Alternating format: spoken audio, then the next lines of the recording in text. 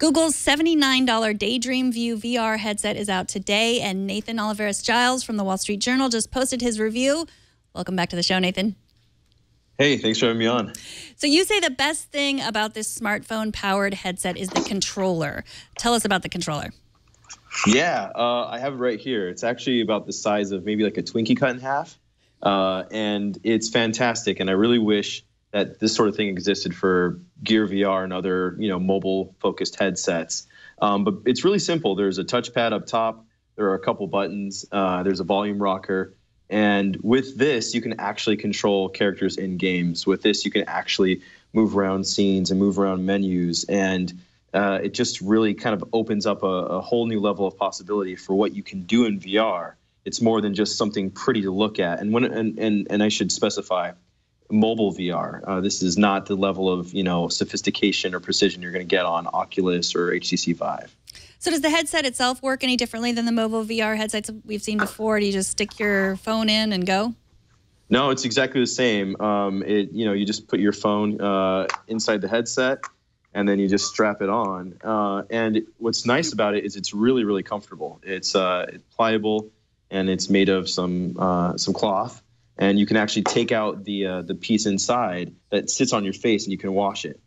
So it works exactly the same as the others, and it's just a little bit lighter and a little bit more comfortable to wear.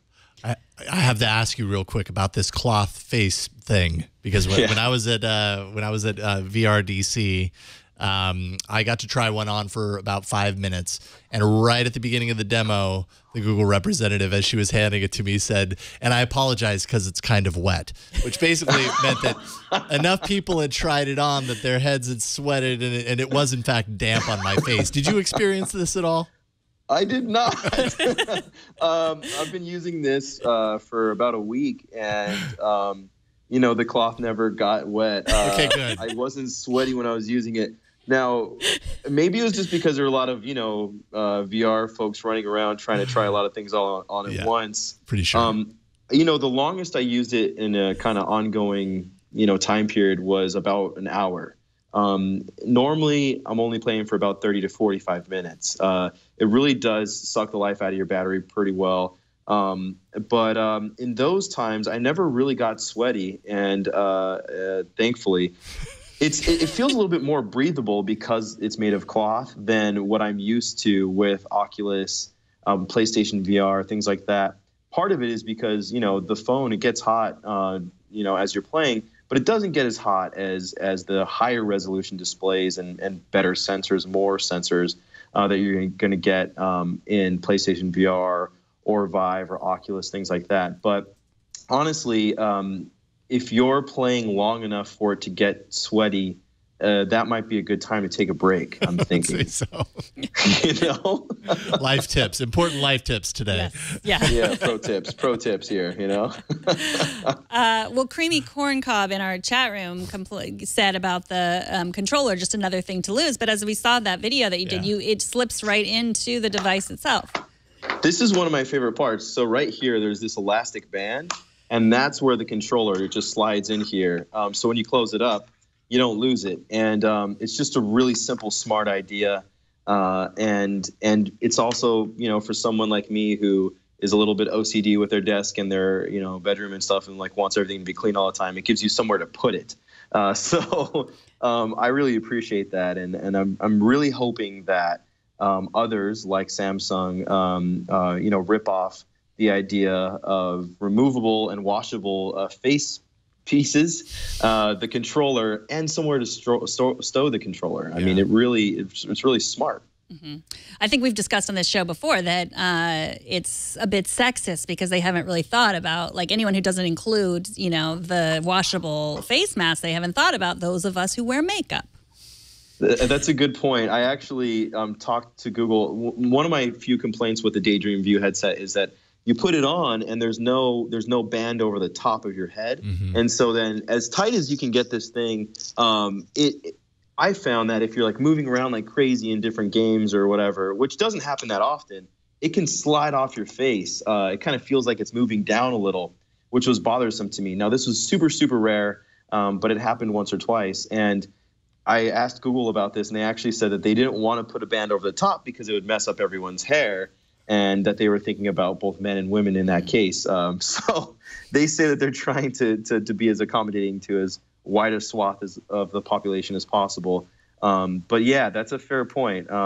This being cloth will definitely get mucked up by some makeup, but it is washable. We'll see how much it stains or not, but at least there's that. Right. Yeah, I mean, even on the Gear VR, you have the option to put the top of the head strap on. So it's kind of strange that they didn't at least just include it as like, here's a loop up here and a mechanism that ties it back there if you want it. I agree. I'm hoping in future generations there'll be something they add. Granted, Gear VR is made of harder plastic. Sure. And it costs $100. And it has, a touch panel built into the side of the headset. I don't like that touch panel as much as I like this controller. But the fact of the matter is that this is a cheaper headset. It's $80. Not that much cheaper, but significant. And there's less material to it. There's less plastic here. I prefer the pliability of it and the softness that the cloth allows, the kind of fabric feel that it has. But Gear VR is built of a different sort of material, and you can kind of feel that. I think it's worth the trade-offs. So did you use it with a Pixel, and can you use it right now with anything else? You can't use it with anything right now that isn't a Pixel or Pixel XL, and I did use it with a Pixel. In the future, Google says that there will be a wide range of flagship smartphones, Android smartphones, that are Daydream compatible. And they say they have Samsung and Xiaomi and Huawei and LG and HTC on board. Basically every major, ZTE is there too, every major Android handset maker, I think outside of Sony, that you could possibly want is making in the future a Daydream compatible headset. Now we'll see, how this takes off and whether or not that actually pans out.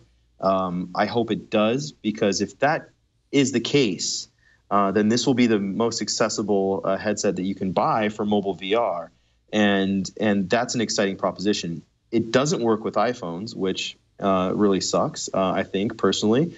But, Google is creating a performance standard here, or a display resolution standard here, and they have to meet certain spec requirements to be Daydream certified.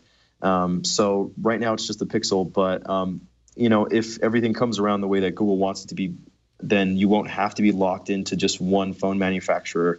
You can use this headset for years across different manufacturers, and that's something that Samsung obviously can't provide.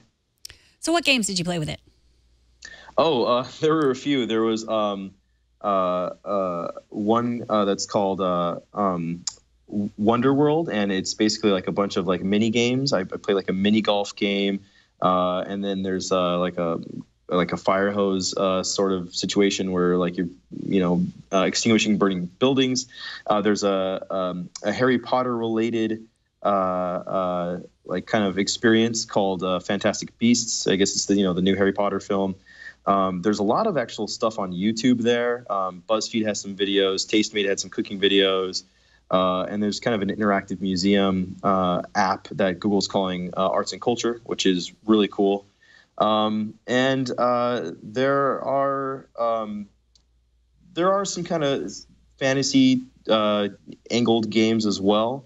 One of which I played. Let me look here. It's called. I gotta say I wasn't a big fan of it. Mechorama. I played Mechorama, which is basically you have like a little robot who's moving through 360-degree world. It's kind of like Monument Valley. And that was pretty fun. Hunter's Gate. That's kind of like a fantasy game, and I just really wasn't into it. But if you like something like Skyrim, this is kind of maybe a mobile version of something that takes place in a similar universe. And there's also a Wall Street Journal app as well. I wasn't involved in that, but some folks on our virtual reality side had early access to their platform and built an app for it. The Guardian also has a news app. So there's a lot of stuff at launch. Before the end of the year, Google says there will be 50 apps that work with Daydream, and every single one of those will work with this Daydream controller. That's one of the requirements. I'd like to see a lot of stuff ported over from Gear VR and Cardboard one of my favorite VR apps is Within, and it's basically documentary films. It used to be called Verse, and they changed the name recently. And I'd really like to see some sort of Daydream compatibility there. Now, it doesn't work with the Daydream controller, but since the headset is basically just plastic cloth and lenses, it will work with the headset. You just have to open up that specific VR app, and then you put your phone in, and you're good to go. Does the Wall Street Journal app let you pretend that you're Nathan from the Wall Street Journal and you get to play with all these things? that is not one of that is not one of the features. It's actually centered around exploring financial markets. So there's kind of like a interactive fever chart that you can move in 360 degrees to see different graphs and, different things like move up and down depending on the performance of different stock markets. But no, there is no Nathan features. But, I like that idea. I wouldn't mind a game, although people might be a little disappointed in how not exciting my life is at sometimes, but I do get to play with a lot of cool toys. So. It could get really meta when inside the Wall Street Journal VR game, you are Nathan putting on Daydream View and playing the Wall Street Journal VR game. That would be really meta, especially for me sitting in my apartment. So it's something to think about. All right. Well, definitely. Hopefully you'll come back on if that's part of the Daydream app. Thank you so much. Nathan is a reporter at the Wall Street Journal, a tech reporter. You can check him out there, Nate OG on Twitter. Thanks so much for coming on. Oh, always a pleasure. Thanks. Awesome. Thanks again, Nathan.